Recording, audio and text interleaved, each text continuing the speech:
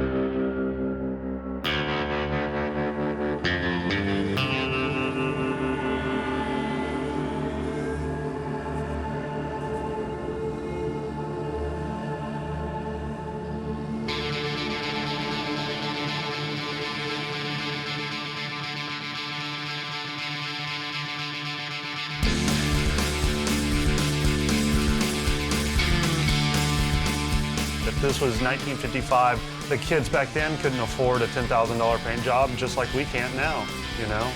We just primer it and we want to drive it, man. We just want to go out there and burn up the streets and hang out with our friends and pick up some girls or whatever, you know? It's hot rodding. It's absolutely an affliction, you know? It's like drugs. It's absolutely like drugs. It's probably sometimes more expensive than drugs. I think it's outside the law. I think it's above the law. Just got respect. We did it kind of as a punk rock thing, you know, the attitude against the norm. All this stuff is hand-built by the owner, and that's what kind of makes these cars stand out. I mean, they don't look like the $150,000 car. They're not supposed to. They're raw, they're weird, they're crazy, they're scary. The thing that I like most about these cars are that you don't have all the parts together. They're all around, they're leftover pieces from other projects. It's super low budget. It's more of a treasure hunt than anything. You have to scavenge around and just make something that's badass. The next project I want to do is a Model A. I want to build a roadster pickup. Call it a rat rod. It's a whole new trend. It's hot right now. Everybody wants one. So my intent is to dip into my own private parts stash, source out a few other pieces around town. I know a bunch of hideouts. People have stashes of parts, and we're gonna build this thing. I want to bring it to Las Vegas to sell. There's a show coming up at the end of March, which is dedicated mostly to this kind of custom culture, this new era of car customizers and people who live this lifestyle.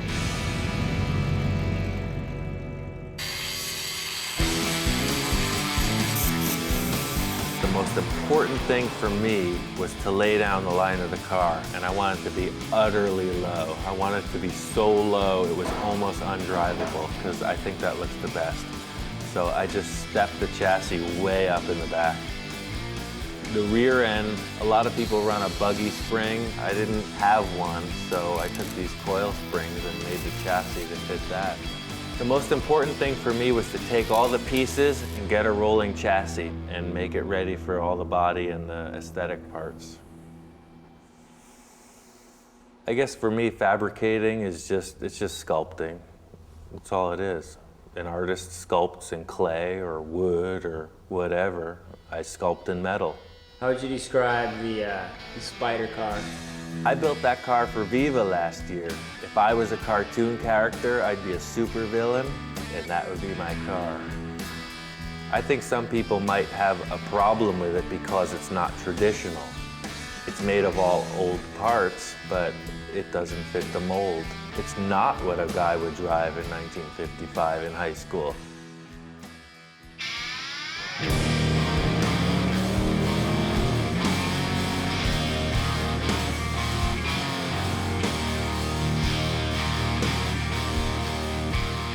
My name is Bill Wishart. I'm an auto tech teacher here at Fremont High School in Sunnyvale, California.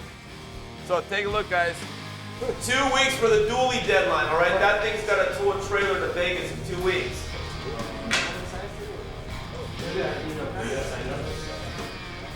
Okay. There.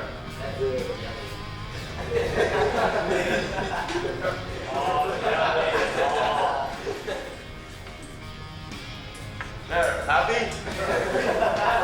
The thing about Bill Wishart is he's a no-nonsense guy. I mean, he has very high standards about how you will behave, how you will act as a student in his class, and also what you're expected to do. And Brian, ready? Ready? Yeah, he gets his own category here.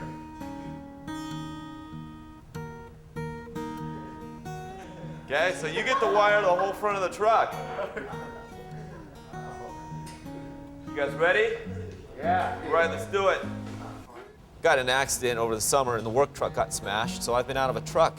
So the kids, you know, have been able to put this whole truck back together, and it's going to Las Vegas in a couple weeks. We're having a big car show and band event called Viva Las Vegas.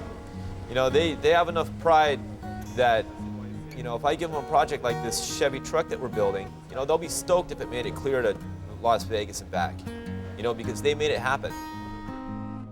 That's probably what started it, just this class. If I didn't have this class, I wouldn't be in the cars. I wouldn't be this far. I wouldn't have this car. This is a 1954 Chevy, 210 sedan, and when I bought it off my friend for $800, brought it here and basically tore the whole thing apart, put the engine in, new rear axle, new tires, just basically the whole thing. I was sitting in some guy's backyard for like 20 years. I'm hoping to take it to Vegas. I don't know if it can make it.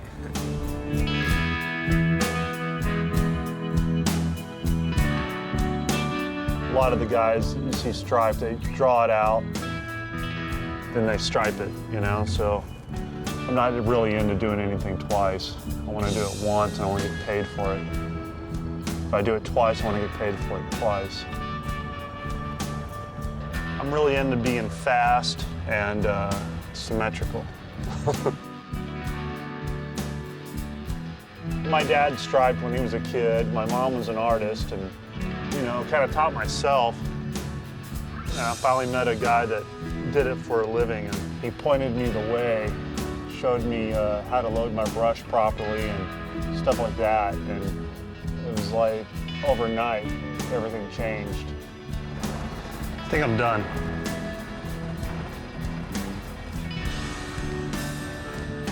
I'm just, you know, I've got to meet all these other people that know how to do everything else, that, you know, so I can just keep learning, you know. That's why I hang out with Ian, because he sees stuff that I don't see, because he's an artist like no other. I mean, he's just a maniac when it comes to this metal work.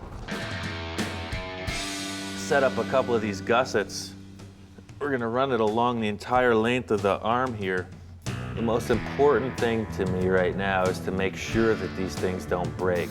A lot of them have been sitting around for 30, 40, 50 years, not being used. I don't know how strong they are. My first idea was to make sure they were strong. As soon as I did that, I realized it has to look good. And I want it to look good and old, like it might have happened back in the day.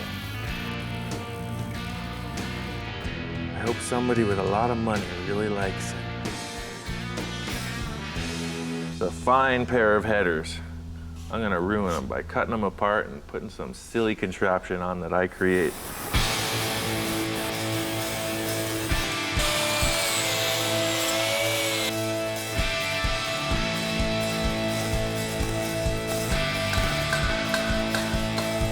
I'm gonna keep these till I'm dead. I'm gonna keep these till I'm all done.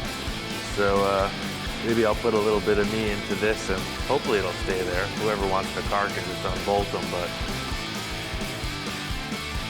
I don't think anyone that's traditional would really love what's going on here right now. I think they'd be a little bit upset. Friend Scratch came over and painted my bus. I want to check out what he did. I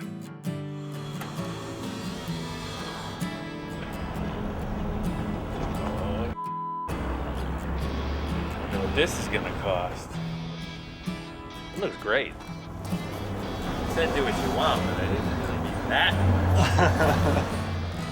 I just figured, you know, the front end, you know, has all the striping on it, and the back didn't have anything, so I don't know. I'm really into a traditional vehicle, you know, like find a period and just form the car around it, you know, have like a 5-year margin. This is kind of my pride right now. I know you can't tell, but it's going to be a car that was actually a painting of Keith Wiesner. You're asking me if my art's influenced by what I see here or the other way around, and it's both. It kind of just keeps going. Like I'll see something and it'll turn me on, and I'll go home and do a drawing of something like it, but it won't really be the same thing. And somebody else will see that and they go, wow, that's neat, I'll build a car like that. And they take it a step further, and then it just keeps getting translated back and forth. So it's a 26T, tall T. I chopped it 12 inches, shortened it 4.5, and put a Model A cowl on it. You'll look up over the top of it when you drive it like a monster would. It'll be a car called Cherry Pie. This is my booth of wares here, and I got all my posters and shirts and stuff that we sell. Well, when I was a little kid, my dad had all these old Rod and Customs and different magazines, and that's what I used to look at when I was a little kid. Even though it was the 70s, you know, I wasn't that into all the stuff that was going on in the 70s because I was at home looking at all these 50s Rod and Customs and stuff. This is my 50 Ford. It's a sedan and it's chopped. It looks a little more like a coupe now. Roof was shortened up a little. It has a 50 Mercury style grill opening. Grill bar made from 51 Ford grill components. I've had this since I was in high school. Just been working on it ever since. It's just kind of a long-term project. When I built my first custom car, I got the car going, it was pretty much done, and I didn't know what to expect. Drove it down to Paso Robles, and I was surprised to see that there were other people out there doing the same thing that I was. And that's how I found the Road Zombies, was, you know, I noticed their cars, they were, you know, very similarly built to mine, and, you know, just kind of started talking to them, and, you know, they were cool. They invited me to park with them at Paso. We've got about, I would say, 17 current club members with two prospects going on right now. One of the prospects right now is a fellow named Steve Cavallero. It's a great lifestyle, and it's a great hobby for me, and I'm stoked that I got into it, and I've met a lot of cool people, and it's actually the hot rod stuff has really got me more into art, so I'm starting to do a lot of more painting, and I just love the creative side of all these guys and what they've done.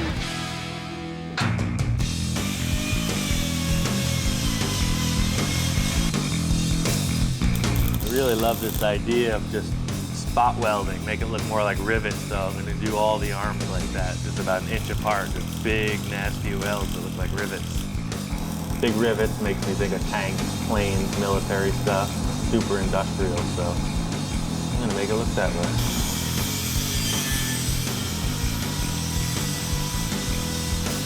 That wraps it up. I think it looks really cool. I want to see it on the ground at ride height. Ladies and gentlemen of the jury, this man is about to desecrate a fantastic bit of Americana.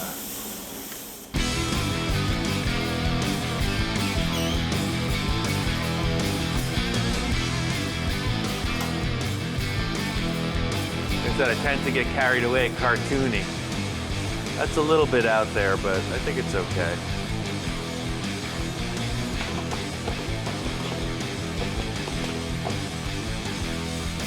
Okay. It's a 302, it's a small block Ford motor. I don't know where it came from, but it's all rebuilt and new. Yeah, this should make the car go at least 700 miles an hour.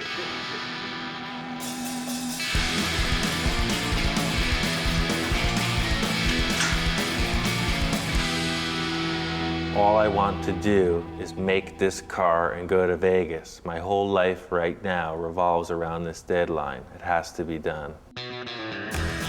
Our whole goal as a car club is all of our cars, you know, we just want them to be dead nuts on, you know, as far as they want to be, it wants to be a time machine. None of these cars are by accident, you know, and I think it's all by design. I immerse myself in it. I'm sitting reading catalogs from the 60s all day, you know, I'm just, and magazines, and you just fill your brain with it, you know, and then ultimately it's a no-brainer because you think, what am I going to do about valve covers on this? And you go, I've got this idea in my head, I've seen this, it's real neat, you know, drag guys were doing it. That's the same for everybody in this club. Vern, if he's building a 40 style Lakes car. It's what I was looking for years. I wanted a 34 3-window that I could hot rod, that I could chop, I could turn it into a hot rod. These are Edmunds heads, high compression heads from late 40s, early 50s. Beehive oil cleaner, an old hot rod accessory item. These are electro-line headlights, pretty rare headlights there I found at a swap meet. I got gauges on the firewall. It's got 4 chrome Strombergs, sharp intake. This is a deck lid I had louvered by Eric Vaughn. There's a lot of people, old timers, that, you know, that's who I value their opinion of. You know, a guy look at the car and go, wow, that looks like it was on the lakes back in '47. This is my 1932 Ford 5-window coupe. Had it since 1988. I guess it was rebellious, but at the time I was just doing what I wanted to do. I chopped the car and it was all rough welds. The paint was all melted off of it. It didn't have any windshield or anything in it. And I drove it to Bob's, and I mean, I attracted more attention than any car there. But most of it was like, wow, you really wrecked this car. And a lot of people probably had never seen a car in the process of being chopped. And that, you know, it was, you know, sure, I did take a, you know, really pristine 32 Ford and chopped it, but I mean, you know, when I got the car, there was no question that's what I was going to do to it. It has a 54 Buick nailhead motor with a 37 Buick trans and a 39 Columbia rear end, a 2-speed rear end. It has a narrowed 44 dash, a 16-inch Ford wheels. It's chopped 4 inches. I guess what got me involved, you know, I started looking at old photos like from the 40s, late 40s and early 50s. You know, even though it probably wasn't back then, it just seemed so mysterious and romantic and, you know, so cool. Look at these boots, man. These are some working ass toes. And I think they're about ready to retire, so we're gonna do the ritual toe extraction. Everybody thinks that that's part of the boot, but really, if you just grip it just right, it's kind of like pulling a tooth. Look at that thing. It's ripe and ready to go. Just clip that on there. There it is. Look at that thing, man. We can use that in the car somewhere. It's a good piece of metal.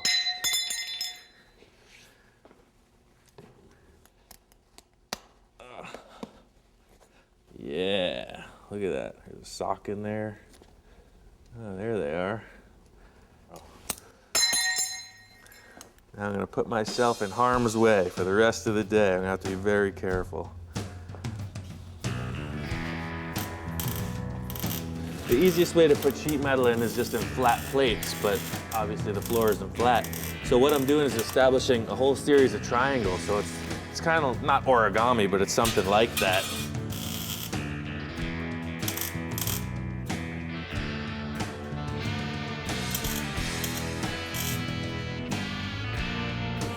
Thought I was gonna do this setup with the jagged, burned out stuff, but I don't like it. I'm gonna put it something a little bit more conservative. So I'm gonna start by making a square tube frame that surrounds this license plate.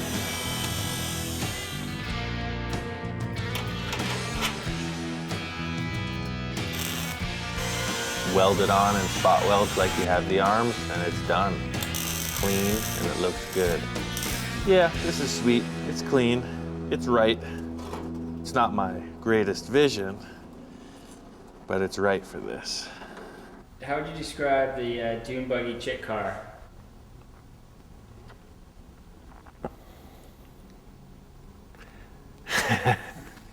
That car is just, that car means so much to me, dude. It's, that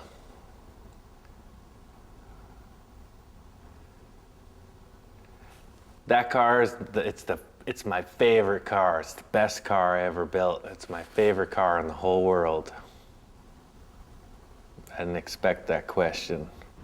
My ex-best friend, ex-girlfriend, she was a super rad artist, painter, sculptor. She said, well, why don't we make a flying dune buggy? I said, what? Yeah, like if Amelia Earhart met Tank Girl, and they got together and made a dune buggy, this is what it would be. A lot of workmanship, a lot of skill, but you know, it ain't cool. It just isn't. My father was working in this building doing construction. He got friendly with the janitor, and the janitor would give him cases of toilet paper and tampons, because that's, you know, all he could hook him up with. He was a janitor. So we always had all these boxes of tampons around, and I had to make these huge fiberglass shapes, and I didn't have enough material. So I mocked it up with some paper mache on the outside, and I took the tampons and threw them in the fiberglass. And they sucked full of this stuff, and I just laid them on. So it's kind of funny that it's a chick car, and it's made out of tampons, the whole rear end. Now this is a really big pizza box. Always order the extra large if you have to make any templates for a pickup truck bed.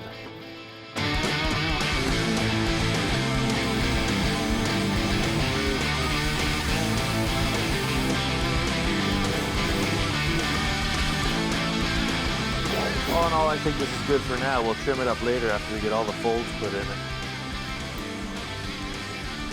This type of forming with the metal, it strengthens it. I'm designing so that it looks cool too, but it's mainly for strength because I want this lid to be able to hinge up and support itself. So these will really put a lot of strength in it.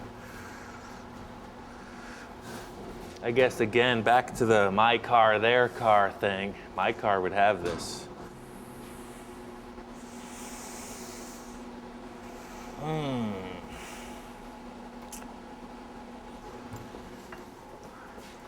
How do you know when it's right? I don't know that it's right. Call me in an hour. Maybe I'll just rip this thing and throw it in the garbage. This window frame, I made it from an original 39 Auburn windshield. I modified it to fit this car. I want to use these two cool old gauges. I don't know where they came from, but got oil pressure and water temperature. I don't know what this ashtray is from, but it's pretty cool looking. All right, that'll help you with your nicotine fix. And now for your alcohol fix, I think we'll install this fine bottle opener on the dashboard too. The police love to see that. I thought it would look cool to have the same kind of spot welded look like we did with the arms. A car, like any art piece, is an entity unto itself. You want to have a continuity. This is what's left of the original steering wheel. I don't know what year this came from, but obviously it's very old. It's just going to be too big. It's probably going to be up like that. It's here. Just change it around. I guess my favorite thing about the old tools is that it's not with mass production in mind. It's all about the handcrafting. So you get a lot of tools left over from industry that don't make money for people, so you can pick them up cheap.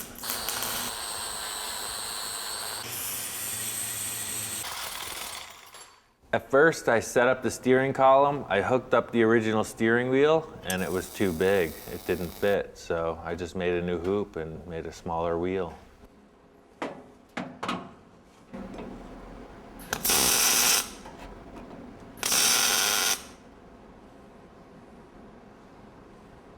I mean, now that it's starting to look more like a car, I'm thinking about the paint, and of course I was originally going to go with like flat black with red accents, but after seeing the dashboard and how cool it looks, I think I want to see what this will look like when I shine it up.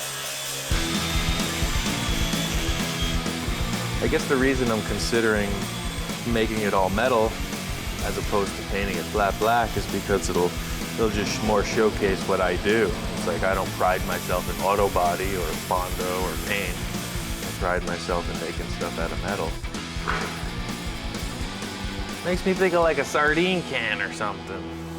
It's like it's cool. I think the rusty frame is enough. I'll paint the rest black. I can't decide where to put the shifter. I mean, originally I was gonna put it in the middle, big tall shifter. My other car has that. I've seen a lot of other people do it, but there's just no room in here.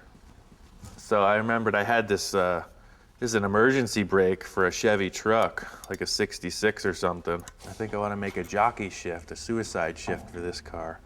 So when you're driving, you're out of the car. You're like, it's really tough. Come on!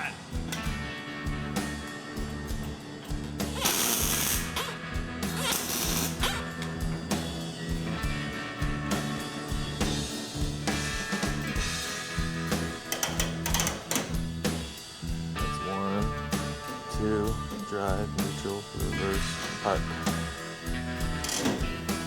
Cool.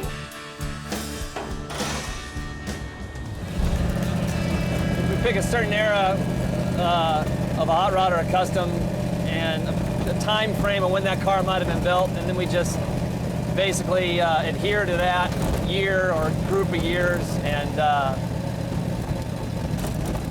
build the car within those parameters. My name's John Fisher, and I've been a chopper member for the full life of the club. And this is my 36 Ford. It's all done 40 style, kind of motorboat style. It's been chopped, 40 Ford fenders, and the taillights have been changed, and now they've been blended into the tail guards.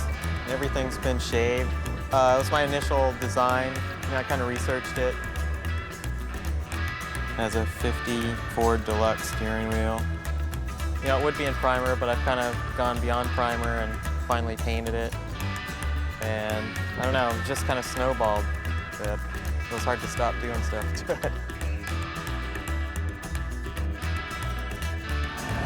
Kind of gives you a feel what it would have been like for a guy driving it, you know, in the 40s or the 50s or the 60s or whatever, depending on what car we're driving. You know, it's like a time machine in a lot of ways, I think. We had these guys on here. I'm gonna save them maybe for one of my own cars, but we're gonna go traditional on this, or at least as traditional as I can muster. A lot of people talk about Ed Roth. They love his style, his aesthetic style, and he does stuff that nobody even understands, or he did stuff that nobody understands. So that's what I want to do. People understand this. They can relate. Hopefully they'll pay a lot of money for it so I can do what I really want.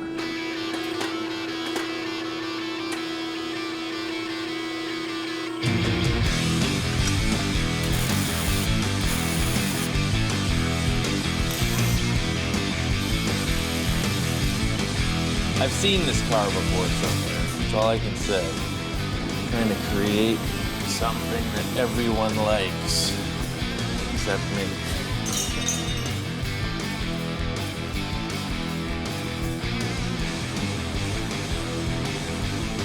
I think it's so done, just like that. Yeah, I decided that these things suck. Change it.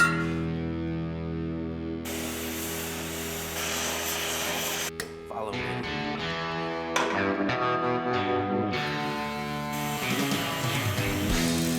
I think aspiring to a traditional build absolutely holds me back. I like the look of it, but I'm not concerned with the year, make, manufacturer. I'm just looking for an aesthetic. And that's what I love about this kind of approach, is that you're not really bound by $1 million paint job. You can change it every week if you want, and it still looks rad.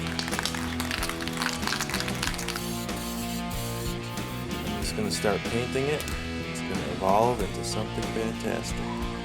I thought it would look really cool if we left rust in a lot of spots and just put the only gloss paint on the whole car, which is high gloss clear, to just showcase all the old metal. I think that'll look really badass.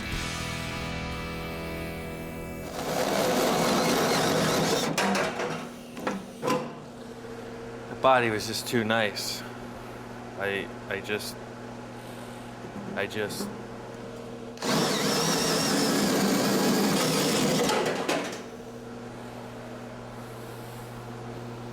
You thought I forgot about those steel toes, didn't you?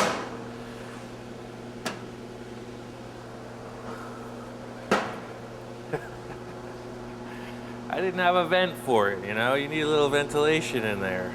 I think they're perfect. I just knew it would come to me. I knew those toes were gonna be worth something, man. They were too cool to just throw out.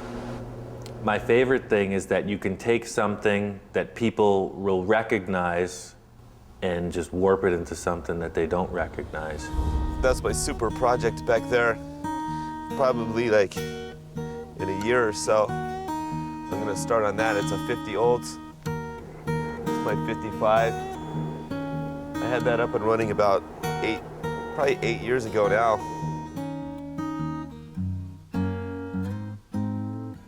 One of my crazy buddies, Nacho, he had some wild idea to build a tiki head for some reason. He didn't know what to do with it, so we brought it over here. But it was one of those things like, you know, who knows what the hell we're doing here with this thing, you know? So this is the workshop. This is where all the cars get built out of here. Maybe 6 to 10 cars within the last 3 years.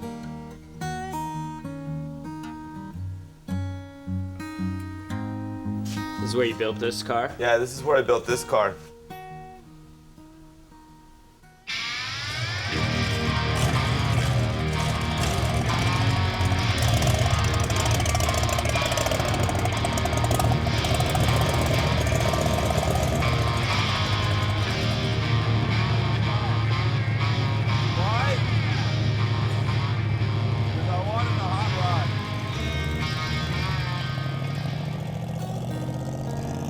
The engine's a 57 392. The carburetion's 4 Webers. The frame I hand built. Only the front 2 feet are the original Model A frame, and the rest is 2x4 box tubing. 46 Ford steering column, 32 style dash. I chopped at 4 inches. It's got an old roll pan on the back from a 50s hot rod I found in an old man's garage. It was the only piece he saved from his high school hot rod that he had. We get our kicks off of trying to build it as traditional as we can, rather than just buying parts out of a catalog. We're just kind of bringing it back to the roots where it started.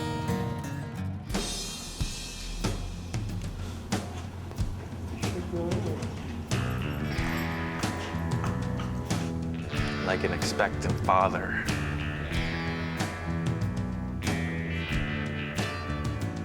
Nervous? Yes, nervous.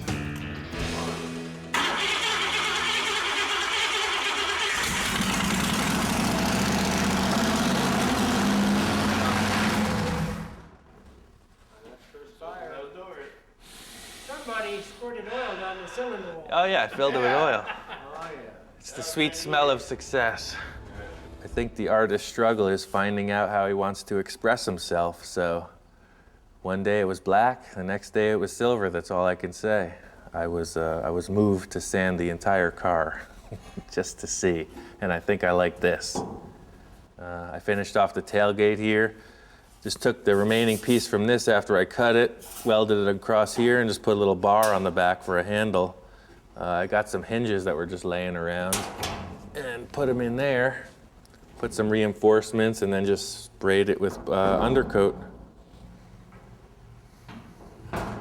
I'm gonna spray a clear with a little gold flake in it, so it's just a little more dramatic when the sun's on it.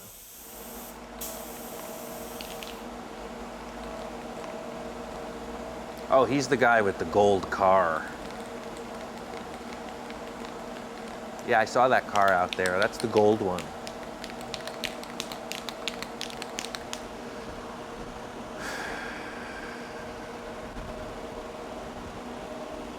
You gotta go. It's almost time. You gotta go.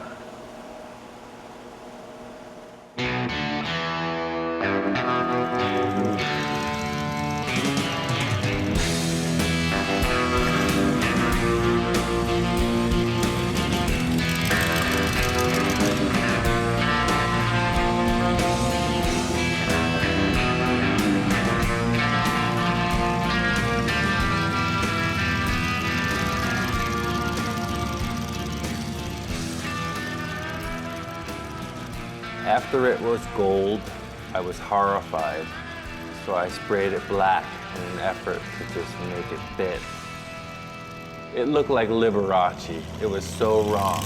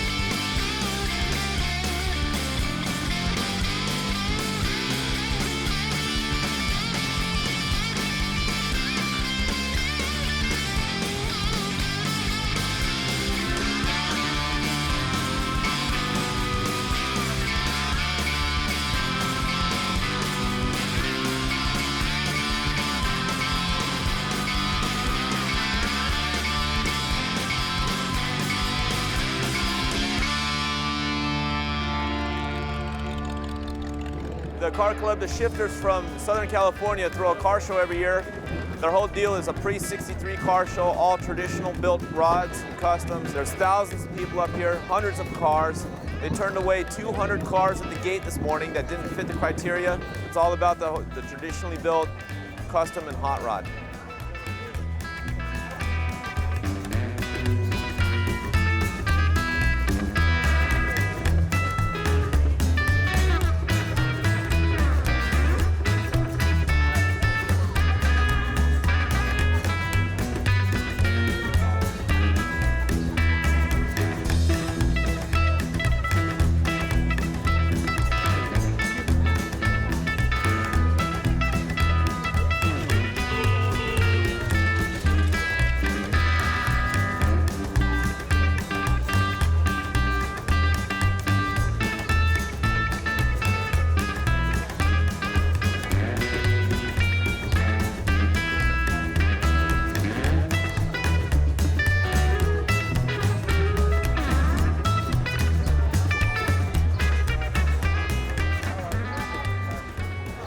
Well, we made it. We pulled in last night. This place was already packed. I couldn't believe it.